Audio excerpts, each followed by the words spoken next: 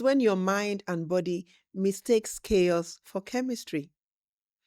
You feel drawn to the very same energy that once broke you. The High Value Woman podcast, founder of the High Value Woman Academy. My name is Unsa, an international etiquette consultant.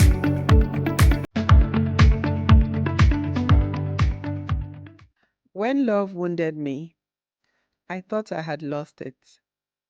But healing taught me that love never left. I just had to return to it within myself. Welcome to the High Value Woman podcast. Today, I want to talk about something deeply personal: love. Not the kind that drains you, but the kind that heals, aligns, and transforms you. Because at my core, I have always been a lover girl. I love love in friendships, family, connections, and kindness. Love inspires me. It's my natural language. But there was a time when love deceived me. Or maybe I was deceived in love. And after that, something in me shifted. I stopped believing that I love you could mean truth. I didn't want to hear sweet words anymore because I thought it's all a scam. But deep down, I still believed in love. I just didn't trust it anymore. And that's where my healing began, in learning to believe again. Sometimes we think we have healed until something triggers what is still sore. I would meet good people, kind, warm, generous, but the moment they said, I love you, I froze. It wasn't that I didn't want love. It was that love had once hurt me deeply, and my heart didn't trust safety anymore. But here's what I learned: I wasn't afraid of love. I was afraid of pain dressed as love. And until I faced that truth, I kept finding myself drawn to familiar patterns, people who mirrored old wounds. There's something called trauma bonding, and it's real. It's when your mind and body mistakes chaos for chemistry. You feel drawn to the very same energy that once broke you because it feels familiar, even if it's unhealthy. I was caught in that loop for a while, attracting the same kind of people: emotionally inconsistent, self absorbed, unavailable, and convincing myself that it was just coincidence. But it wasn't, it was conditioning. And on this journey of self discovery, I finally started to identify those patterns. Those small, quiet compromises I was making that didn't align with who I was becoming. That's when things began to shift. There was a time I thought I was choosing differently, but I was really choosing familiar energy in prettier packaging.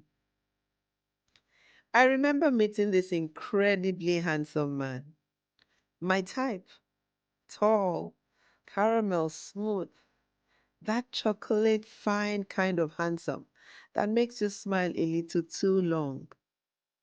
Ladies, you know what I mean. We started talking, and within minutes, I realized this man loved himself more than anyone else in the world. Everything was me, myself, and I. And I thought to myself, so what's the price here? Am I the one trying to get to know you? Or are you supposed to be the one getting to know me? That was a red flag wrapped in cocoa butter. Then came another man, successful, established, and emotionally distant. He said to me, I'm really busy, so I can't call all the time.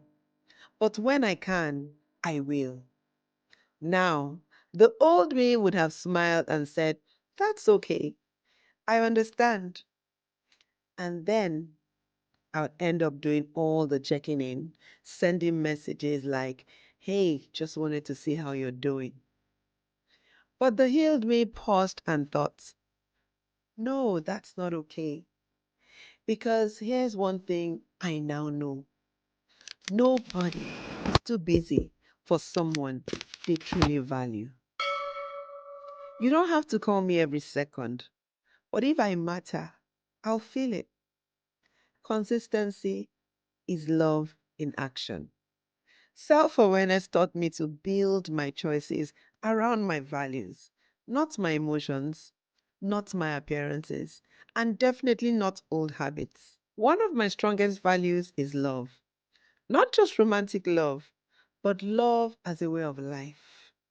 So now, when I meet people, I look for alignment because you can be kind but full of drama. You can be handsome but emotionally cold. You can be wealthy but stingy and arrogant. You can have a great job and a great car, but still lack empathy and respect. I no longer settle for surface appeal. I look for depth, for peace, for kindness, for integrity, for genuine connection. I only thrive in environments that reflect who I am, spaces where I am celebrated, not tolerated, because I am love, and love flourishes where it is understood. Today, I can say this with my whole heart: I am back to being a lover girl, but this time, my love is wiser, fuller, and freer because I no longer chase love, I embody it. I love myself enough to set boundaries. I love myself enough to walk away from confusion. I love myself enough to protect my peace. And because of that, I now attract people who genuinely care, who clap for me, who respect me, and who celebrate me, even when I am not clapping for myself. That's what happens when your love is rooted in self awareness. Dear high value woman, maybe you have been there too. Loving hard, giving deeply, and ending up disappointed. Maybe you stopped believing in love because it hurt too much. I want you to know, love isn't the enemy. Love didn't fail you. People did. And once you start healing, you'll realize that love was never gone.